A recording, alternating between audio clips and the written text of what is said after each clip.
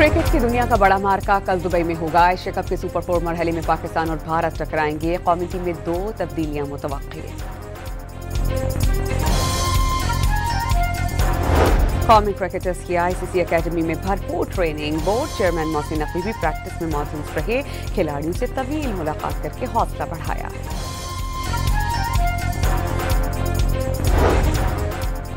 Asia cup super 4 मरहले में श्रीलंका की 169 रन हदफ के ताक़ुब में बांग्लादेश की बैटिंग जारी। 9 रन पर 1 विकेट गिर गई।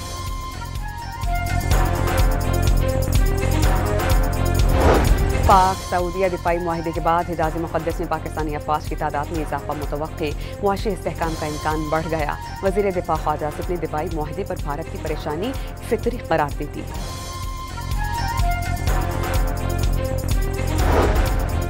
जलालपुर पीरवाला के करीब सैलाब से मोटरवे M5 का एक हिस्सा टूट गया। ट्रैफिक 8वें रोज भी बंद।